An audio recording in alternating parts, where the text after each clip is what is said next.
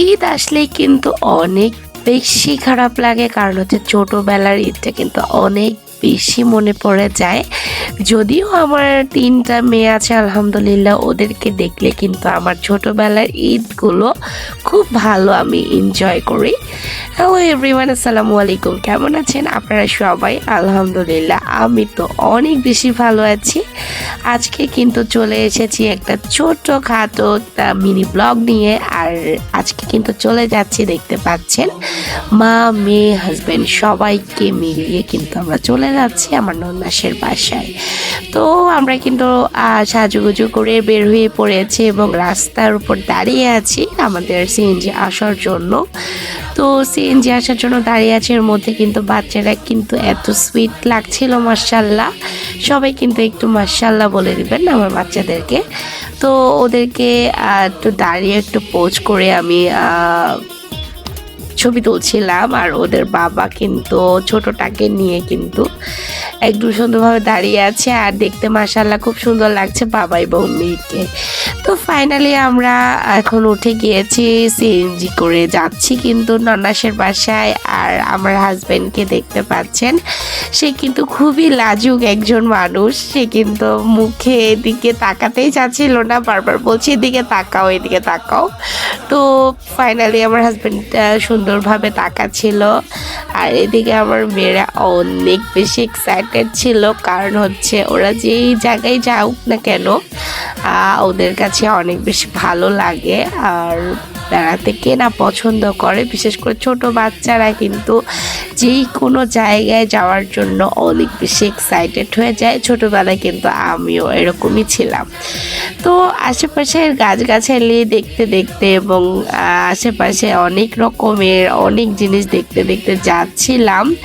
অনেক বেশি ভালো লাগছিল, কারণ এই দিনটা ছিল একটু রৌদ্রোজ্জ্বল দিন এবং হালকা হালকা একটু কুয়া, মানে কি বলবো, মেঘও ছিল।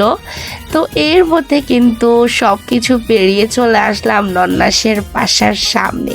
আর এখন কিন্তু দেখতেই পাচ্ছেন ওরা কিন্তু ওদের ফুপির বাসায় যাওয়ার জন্য একদমই প্রস্তুত। আর আমি এদিক দিয়ে একটু ভিডিও করে নিচ্ছিলাম পিছন থেকে।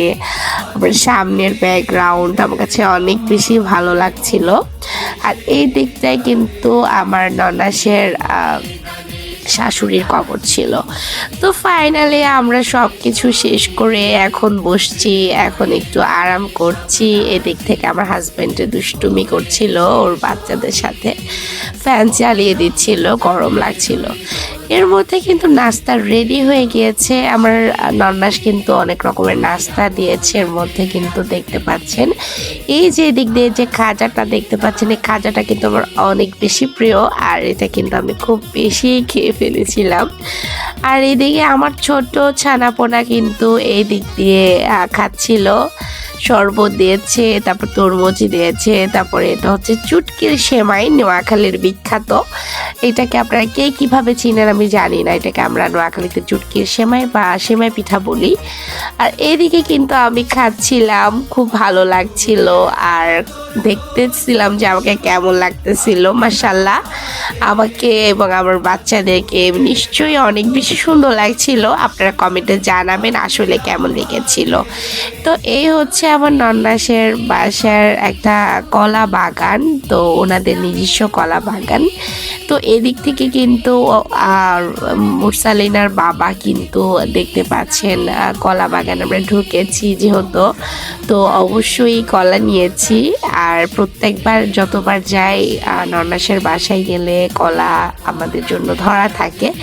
তো সব কিছু শেষ করে এখন একটু রেস্টুরেন্টে চলে আসছি। যাওয়ার পথে একটু রেস্টুরেন্ট হয়ে যাচ্ছি। তো চা না খেলে আমার চলে না, চা নিয়েছি, বাচ্চাদের জন্য হচ্ছে দই নিয়েছি। যেহেতু খাবার খেয়ে আমরা রওনা দিয়েছি কিছুক্ষণ পরে, এর জন্য কারো পেটে আর ততটা পরিমাণ জায়গা ছিল না। এই জন্য আমরা একটু ছোটোখাটোভাবে একটু চা খেয়েছি। ওদের বাবাও চা খেয়েছে, ওরা একটু দই পছন্দ করে, দ্যাটস ওয়াই ওরা দইও কিনেছে, এই আর কি। তো সব কিছু শেষ করে ফাইনালি কিন্তু দেখতে পাচ্ছেন আমার কিন্তু খুবই ভালো লাগছিল। আমি তো রেস্টুরেন্টে খেতে অনেক বেশি পছন্দ করি, বিশেষ করে চাটা আমার না হলেই চলে না। আমি 2 বেলা যেহেতু চা খাই, এর জন্য আমার রেস্টুরেন্টে এইদিকে আসলে কিন্তু এই রেস্টুরেন্টটার মধ্যে চা খাওয়া হয়। তো লাস্ট পর্যন্ত চলে যাচ্ছি বাসায়। Tata, bye bye. আর আজকের ব্লগটা আপনাদের কেমন লাগলো অবশ্যই কিন্তু কমেন্টে জানাবেন। আল্লাহ হাফেজ।